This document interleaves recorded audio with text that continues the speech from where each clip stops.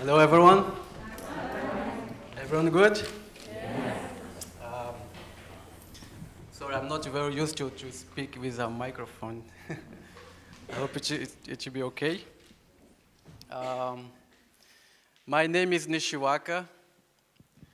I come from the rainforest in Amazon, Brazil. And I'm living here for 4 years now. And when I came here, I didn't know any English. I didn't know nothing, actually. And the weather was crazy for me, especially the weather. But it was okay afterwards. If I walk in the street with just clothes and my face not painted or not with my headdress, people think that I come from Peru, Bolivia, Mexico. But yes, I come from the Jawanava tribe in the Amazon rainforest.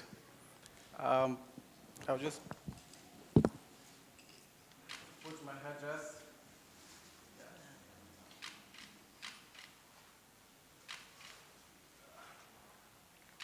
It's much better for me.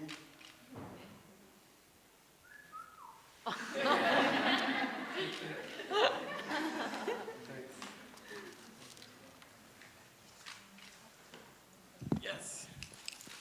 I feel more comfortable. I really feel more comfortable. I would like to say just some few words in my language, if it's okay. Mansharai. Mansharai means how are you? How it's going? Nixiwakaki. Yawanawa ihuhu. Matu ui yua. I just said that my name is Nixiwaka. I come from the Yawanawa tribe, and I'm here to visit you, to see you. I just would like to talk a little bit of nature and how nature is so important for indigenous people, especially tribal people, but also for everyone in this world.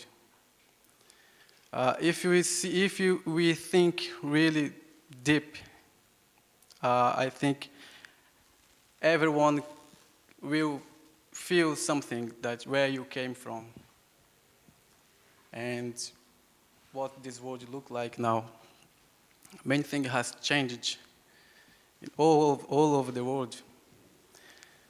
But for tribal people like me, it didn't change anything. In some countries, even in Brazil, South America, some tribes, they are different.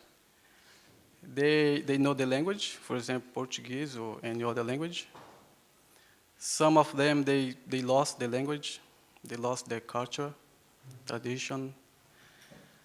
But there is still many living in the same way that they used to. I just want to talk a little bit about my people. When we made the first contact with the white people, it was my great grandfather. He was 11 years old. He first saw the white man and he just ran away. The white man didn't see him, and he told our family that he saw some people, strange people, different people, with clothes, with beard, with sunglasses or glasses. And he didn't understand where these people came from. And he said, how we will talk with them if we don't know the language. So he decided to kill a deer. He went for a hunt, and he came to those white people and just threw the deer. And the white people gave him a small knife, And it was a positive contact. It was a good contact, because usually when the first contact happened with indigenous people, battles happened, lots of killing, and in most of South America it happened like that. We are glad that it didn't have any fight and nothing. Only problem was that the different kinds of disease, our shamans, for example, our people start getting ill, and they didn't understand what was this illness. And the shaman did everything to heal, but he couldn't heal. And all the shaman as well was dying. Because we, indigenous people, we had no immunity. And for disease like simple, like flu, cold, it was all new for us. But we survived, and we learned Portuguese. I was very young when I went to a city, very small town, and I learned Portuguese. That's why I'm speaking English. If you go to Brazil, Amazon, I'm quite sure you would not find an Indian person that can speak English and speak with you. And I'm really glad to be here, to be able to speak about indigenous people culture, about our tradition. We still have our knowledge with the medicine plants. Brazil, for example, is home for more than 80 different tribes that still isolated. They even don't have any contact with indigenous people, like mine, like me. And the reason that I came to London was to learn English, first of all, and be able to speak for them, because they have decided to not make contact with the Western world. We see that when we come close to them, they run away, or they want to shoot us with the arrows and bow. And we are telling the government to protect them, to protect their territories. The first struggle that I have was to adapt here, because the weather is really cold, and it was really different for me. And then I went to school. I studied for 1 year. Last year, I found this organization called Survival International. They work with different tribal people around the world, especially in South America. And I said, yes, I have this opportunity to now I'm working with them, and I'm raising awareness for tribal people, for the protection of tribal people, especially as well in Africa, South Africa and Botswana. And it's been really great for me. It's been a really good experience. I still learning the language and the skills for my English.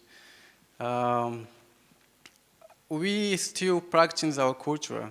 This is something that I would like to say, talking about we are all connected with nature. And we receive many people that from Europe, they want to visit my tribe, for example, to see how we still living. And we have this week of traditional party, and we have our sacred rituals. It's the rituals that we have our medicine plants that we use it to communicate with the spirit of the forest. We believe that in the forest there is lots of spirit. When a shaman, for example, goes to take a plant in a forest, he asks the plant, I will use you to heal someone, because if he didn't say nothing, the plant has no effect. The plant have effect when the shaman asks you that I will use you to heal my people.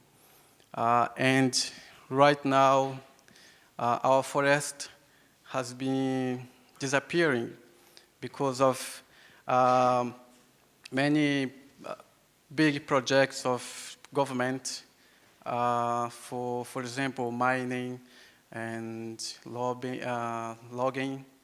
And it's been really hard for us to protect our forest because we think that the forest is not just important for us, for my people, but for other people in Brazil, in South America, and especially to keep this balance in the world, because I think everyone needs to have the forest protected, because it cleans the air.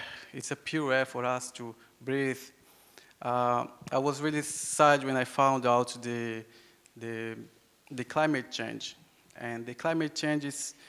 We think it's something wrong with the world. Why the climate is changing? Why this lots of disaster happening in the world? We don't understand why. And our shaman says that it's because something wrong with the world. The world is like he used to say. We say that it's a lack of love and understanding each other. Sometimes money, it's good for many things, but it can be really bad as well. And we think that the problem is like people just want something, they want more and more and more, and there is no end. And the world is like there is no more control. What people need is more love and understand each other. We think that can be a solution to see yourself and to see other people's, to see how they live and how we communicate with the nature and how we keep the nature alive. And that's why I'm here to talk with people. I'm actually giving some talk at school for children and tell them that how indigenous people live in the forest, and talk about how we hunt, how we fish, how we do our house. And they are all interested. They say they get really impressed when they see someone coming from the Amazon and talk with them how indigenous people live. And they ask lots of questions. And it's all interesting for them because here, for example, there is no indigenous people. But we indigenous people we think that we know how to keep this culture alive and how we can share with the outside world.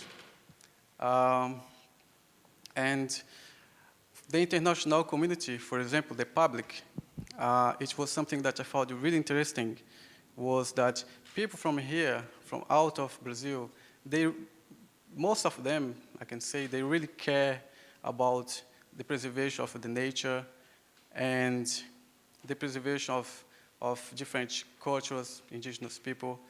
And the reason that I would like to stay a little bit more, I want to go back to my tribe and to live there the way I think it's best for me. But before, I would like to say to people that we're still there, we still live in the same way, and our door is always open to welcome people and see how we live. Right now, because of the public, the international community, the Brazilian government, for example, is taking action to preserve the indigenous territory, especially those ones that are still isolated from the outside. We have some campaigns for some tribe in Brazil. For example, Guarani is a name of indigenous. The biggest population of indigenous people in Brazil is the Guarani, more than 50,000, and they have a big problem because their land now is placed for sugarcane plantation and soya, and most of community, they are living by the road. They don't have access for any support from the government, and malnutrition, even suicide happen a lot because they don't have anymore their land. And if indigenous people lose their land, it means the end of everything, especially our lives, starting with the culture. And we are saying to the government, to Brazilian government, that we want to still live in in our lands. We want to have our forests protected because forest means life, forest means our body, forest means our everything. And we live because we have the forest. It's more kind of awareness. What I'm doing in here is saying that we are in this situation, but we have this knowledge to share with the Western world. Yeah. And if you would like to know more, what is tribal people? How they live? Who are they? It's many questions.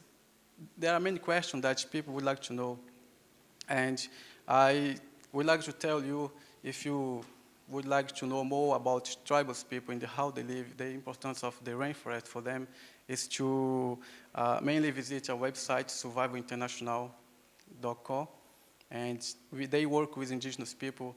For example, in my tribe, we every year in October we have this festival. It's a traditional festival, and it's for 5 days. And we offer people.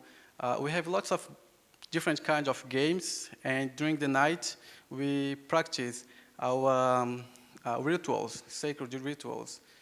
It's called. We have this special drink. It's called ayahuasca. It's a very strong drink, and it's a very strong drink. You can see what is life. It's starting like how seeing yourself, seeing your spirit, and what you're doing here in this world, and you can see through this ritual if you believe in this. So I believe that indigenous people we have a lot to share with the outside world, and we are always open. Our door is always open to welcome everyone to visit and to know more about tribal people. I would like just say this small song. It means if you are visiting someone, it's like you are going and you tell that there is this happiness. It means happiness. Kanaru cherente te,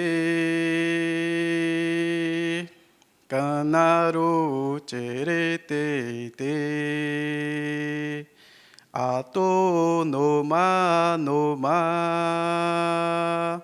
Ato no ma, Mahe, mahe, mahe, no ma, mahe, mahe, no ma, mahe. This is when you're visiting someone, you're going to visit your family or your friends in the house or the place. We always sing this song to say like goodbye or this kind of expression. Thank you very much for receiving me, TEDx Hackney. I'm really glad to be here. Thank you.